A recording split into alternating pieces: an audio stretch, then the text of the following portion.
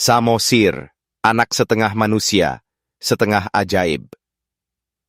Aku tak minta dilahirkan dari rahasia, tapi aku bisa memilih untuk tetap mencintai, bahkan ketika aku dijadikan luka.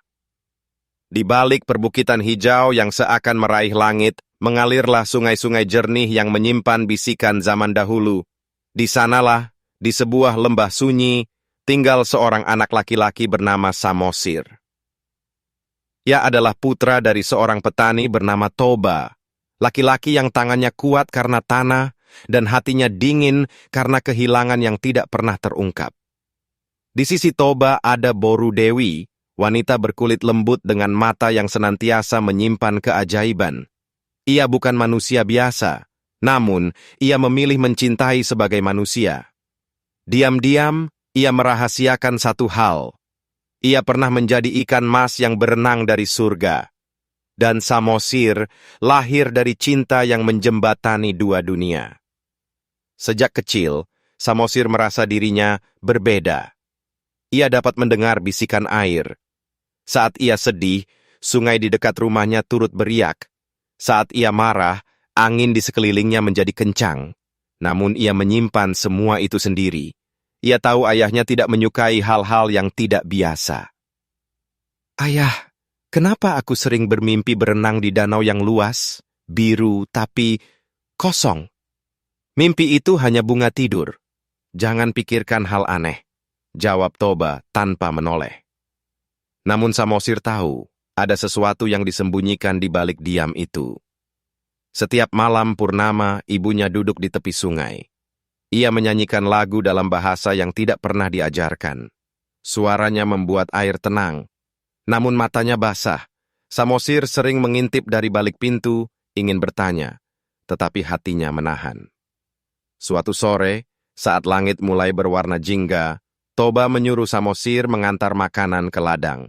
Namun dalam perjalanan, rasa lapar tak tertahankan. Samosir memakan sedikit nasi dan ikan dari bungkusan. Saat Toba membuka bungkusan itu dan melihatnya tidak utuh, amarahnya meledak. Anak tak tahu diri.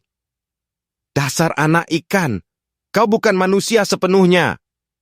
Petir menyambar. Angin menerjang pohon, tanah seperti menahan napas. Samosir terpaku di tempatnya.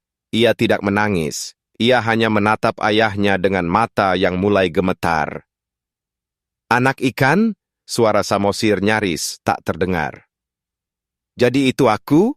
Itu sebabnya kau selalu melihatku seperti beban? Toba membeku, dunia berhenti. Dari belakang, langkah lembut terdengar. Boru Dewi berdiri, angin melilit rambutnya, matanya merah.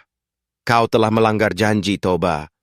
Dan kau telah menghancurkan hati anak yang tak pernah meminta untuk lahir dari rahasia ini. Langit runtuh, tanah berguncang. Dari celah bumi, air menyembur keluar seperti air mata yang ditahan terlalu lama. Hujan deras turun tanpa aba-aba, petir beradu di langit. Samosir berlari, namun tanah di bawahnya terbelah. Tubuh kecilnya jatuh dalam pusaran air yang bercahaya. Boru Dewi mengejarnya, memeluknya dalam pelukan terakhir. Lalu menghilang bersama cahaya keemasan yang membentuk pusaran raksasa. Saat pagi datang, dunia telah berubah. Rumah-rumah hilang. Ladang-ladang tenggelam. Di tempat lembah itu berdiri, terbentuklah sebuah danau besar. Danau Toba. Dan dari tengahnya, lahirlah sebuah pulau sunyi. Pulau Samosir. Sebuah tempat yang menyimpan cinta, luka, dan keajaiban yang tersimpan.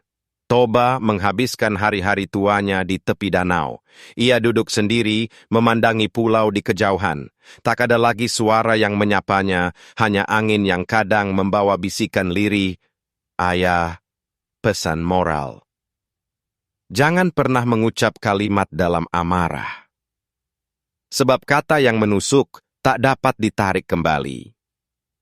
Anak tidak pernah meminta dilahirkan dari rahasia, tapi orang tua bisa memilih, mencintai atau menghancurkan.